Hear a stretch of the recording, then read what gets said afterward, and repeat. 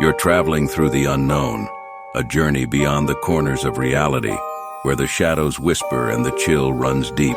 Welcome to the dimension where your deepest fears are given form. This is the Midnight Mystery.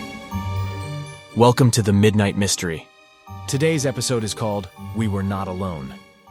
In each episode, we delve into the shadowed corners of our existence, bringing you tales of the eerie, the uncanny, and the downright terrifying. From the realms of the supernatural to the depths of the human psyche, no stone is left unturned, no dark secret left hidden.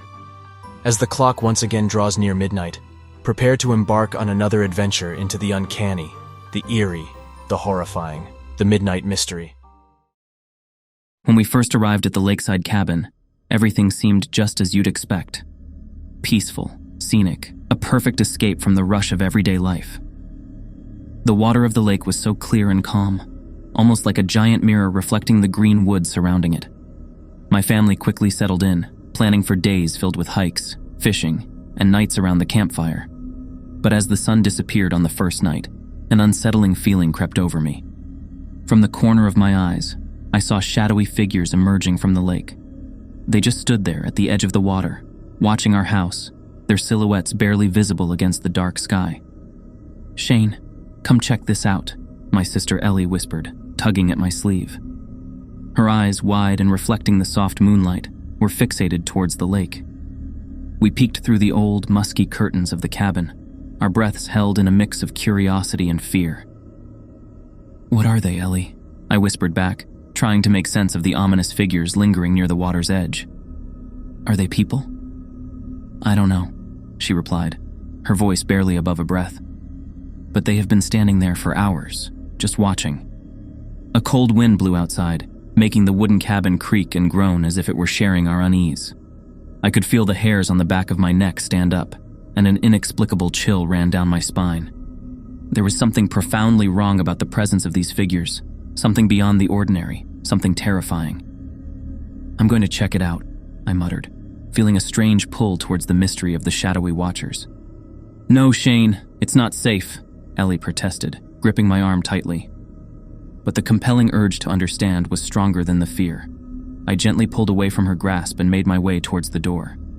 The night outside was colder than I thought. The darkness seemed denser, and the only sound was the soft lapping of the lake's water against the shore. Step by step, I moved closer to the figures. "Who's there?" I called out, my voice echoing through the silent night. As if in response, a soft, otherworldly whisper filled the air, making the surroundings even more eerie. The figures remained motionless, their shadows merging with the night, making it impossible to discern any features. My heart raced as I approached them. My mind screamed at me to turn back, but I pushed on. Standing at a distance where the soft moonlight allowed me a clearer view, I stopped. There was something hypnotic about their stance, something that made me question the reality around me. "Why are you here?" I found myself asking, as an unsettling silence filled the space between us. Then, in a chorus of whispers that seemed to emanate from everywhere and nowhere, the figures spoke. "We watch, we wait." Their voices melded into the rustling of the leaves and the murmur of the water. The words were barely distinguishable, filled with an ancient sadness and an ominous undertone. A cold wind circled around me, and the shadows seemed to stretch and move, closing the distance. The boundaries between them and the darkness of the night became blurrier, making it impossible to tell where one ended and the other began. "Wait for what?" My voice trembled as I spoke, and the whispers became more pronounced, filling the night with an unbearable tension. "We wait for the chosen," they replied, and a deep, penetrating cold enveloped me, making my senses blur and the world around me spin. Fear surged through me, the realization of being in the presence of something beyond human comprehension overwhelming my mind. The darkness seemed to seep into every corner of my existence as the figures became more vivid, revealing faces devoid of expressions, eyes hollow and filled with the abyss of eternity. Gasping for breath, I stumbled backwards, turning away from the harrowing shadows. Running back to the safety of the cabin, I dared not look back, feeling their icy stares piercing through the darkness, watching and waiting. The figures came back every night. It was almost like a routine. The night would fall, and they would appear, standing silently by the lake, their eyes fixated on our cabin. We tried to ignore them at first, thinking maybe it was just our imaginations playing tricks on us. But the feeling of being watched became too strong, making it hard to sleep or find peace. My younger sister Lily seemed especially drawn to them, spending hours looking out of the window, as if communicating with the shadowy watchers in some silent language. One cold, windy night, I decided to confront the unsettling mystery. "Lily, do you see them again tonight?" I asked, walking into her room, the wooden floor creaking beneath my feet. She was sitting by the window, her small face pale in the moonlight, eyes wide open, locked onto the ominous figures by the lake. "They're calling me, Shane," she whispered, a trembling uncertainty in her voice. "What are they saying?" I inquired, a shiver running down my spine as I joined her by the window. "They speak of another world, of becoming one with the shadows," Lily replied, her voice a mix of curiosity and terror.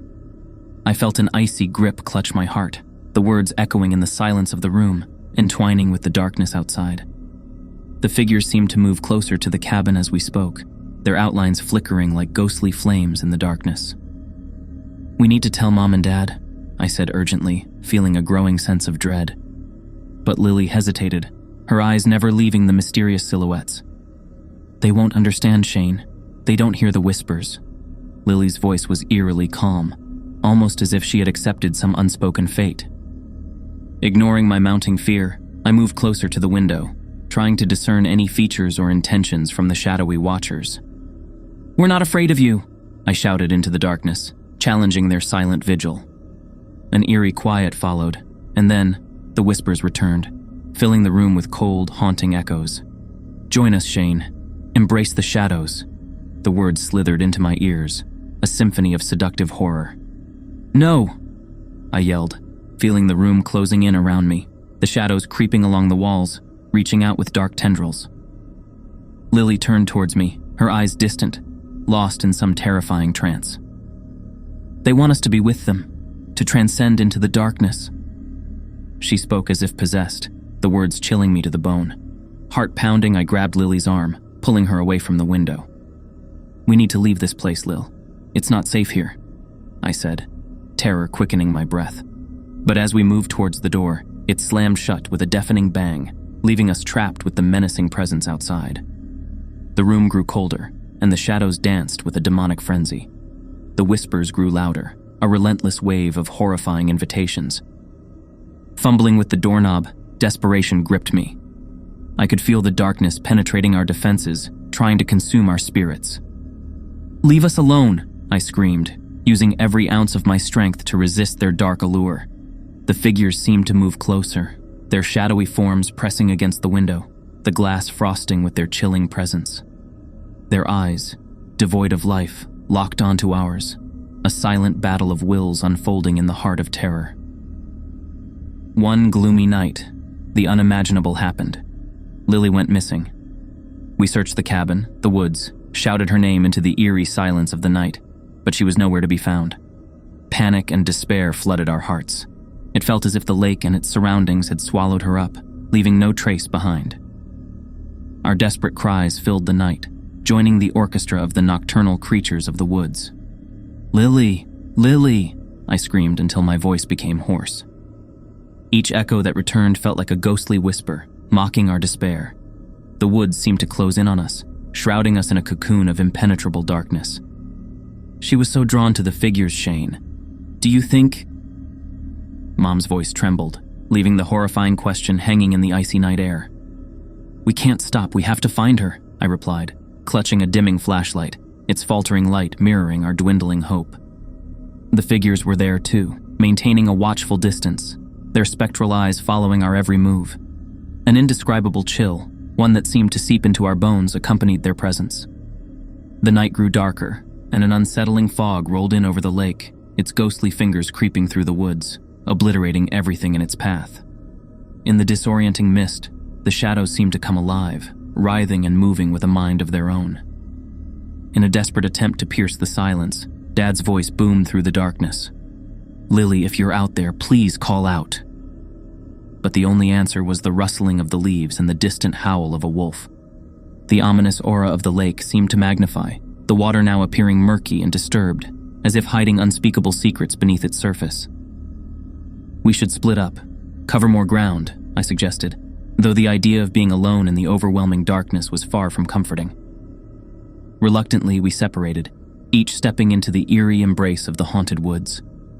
Every sound, every whisper of the wind sent shivers down my spine.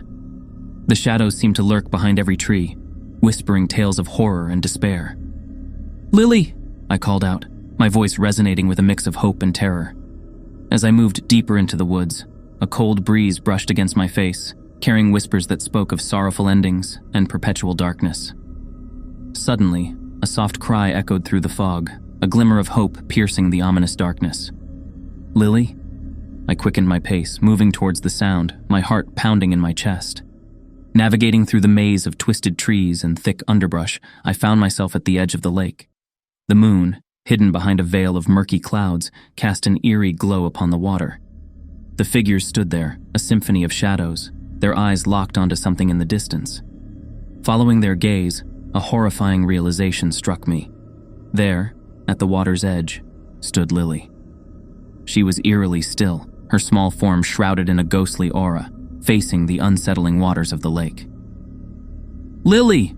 I shouted, running towards her, the shadows swirling around us as if stirred by a chaotic wind. But as I reached out to grab her, the figures converged, casting a barrier of impenetrable darkness. "No, Shane, they've chosen me." Lily's voice, filled with a haunting resonance, echoed through the night. Fighting through the shadows, every fiber of my being screaming in terror, I struggled to reach her. The air thickened with a supernatural cold, and a powerful force seemed to resist my every move. A chaotic orchestra of whispers and screams filled the night, drowning our cries in a tumultuous wave of horror. Desperation gripped me as the darkness sought to claim victory, to swallow the last flicker of hope in its icy jaws. And amidst this nightmarish battle, the grim secrets of the lake loomed closer, threatening to engulf us in its eternal shadows. Tears streamed down our faces as the truth revealed itself. The lake, with its mysterious allure, had been converting people into these shadowy figures for centuries. Lily was now part of its timeless tale, forever bound to its murky depths and eerie nights. We left the cabin with heavy hearts, carrying the weight of the lake's dark secret with us, and leaving a piece of our family behind in its shadowy embrace. The drive away from the cabin was silent, each of us lost in the labyrinth of our despair. The road seemed to stretch endlessly, winding through the haunted woods that had witnessed our nightmare. The shadows of the trees flickered in the car's headlights, almost as if they were whispering the sorrowful tales of all those who had been claimed by the lake's sinister embrace. "Mom, Dad, we can't just leave her there." I finally broke the silence, my voice thick with emotion. "We didn't have a choice, Shane," Dad said softly, his eyes haunted with a sorrow too deep for words. "The lake, it has Lily now, and trying to fight it, we might lose you too." The cold, hard reality settled in my chest like a stone. I looked back through the rearview mirror, half expecting to see Lily running after us, freeing herself from the horrifying clutch of the shadows. But there was nothing, just the winding road, shrouded in the grim embrace of the night. "I saw it, Shane." Mom's voice trembled as she spoke. "When we were at the edge of the lake, I saw faces in the shadows, faces of people who must have been lost to the lake over centuries." I closed my eyes, visions of the night replaying in my mind, the shadowy figures, their eyes void of life, and Lily, standing at the edge of the water caught between two worlds. "She's trapped, isn't she?" My voice barely rose above a whisper. "She's going to be watching over the lake forever." Mom nodded, tears streaming down her face. "The lake is cursed, Shane, and those figures, they were once like us, visitors attracted to its deceptive beauty." The journey continued, each mile taking us further away from Lily. Yet the shadows seemed to linger, a chilling reminder of the horror we had endured. The darkness seemed thicker, as if the lake's grim aura had permeated the very fabric of the night. "We should have listened to the locals," Dad spoke, regret heavy in his voice. "They spoke of disappearances, of strange occurrences around the lake, but we didn't understand the depths of the darkness hidden in its waters." Words failed me. My mind was a tempest, struggling with the loss, the terror, and the realization that the world was filled with mysteries too dark to comprehend. As we moved further away, the woods began to thin, and the first light of dawn started to pierce the night's darkness. A new day had begun, but it carried the shadows of the night with it, a world forever changed by the horrifying secret we had uncovered. I turned around once more, a silent goodbye lingering in my heart. In the fading darkness, I imagined I saw figures standing by the roadside, shadowy silhouettes with eyes filled with centuries of sorrow. And among them, I saw Lily. Her eyes met mine, a silent scream in their depths, a plea for release from the lake's terrifying embrace. With heavy hearts, we left the shadows behind, venturing into a life overshadowed by the nightmarish tales of the lake. The mystery of the shadows lingered, a haunting melody of terror and sorrow, forever imprinted on the canvas of our souls. I hope you enjoyed our episode. I'd like to extend a heartfelt thanks to you, our brave listeners. Your presence in this shared journey into the unknown is what fuels our stories. Your fascination is our motivation. Did this episode send chills down your spine? Then leave your comments, your thoughts and theories, your own midnight mysteries. Your feedback is the beacon that guides us through the uncharted territories of our stories. And if you haven't already, remember to subscribe to our channel. By joining the Midnight Mystery family, you won't miss out on a single chilling tale.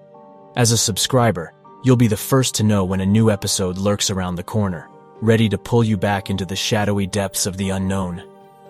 This is the Midnight Mystery signing off, leaving you with a simple reminder. When the clock strikes 12, fear the silence, for that's when our tales come to life. Good night, Midnight listeners, and remember, not all who wander into the dark are lost.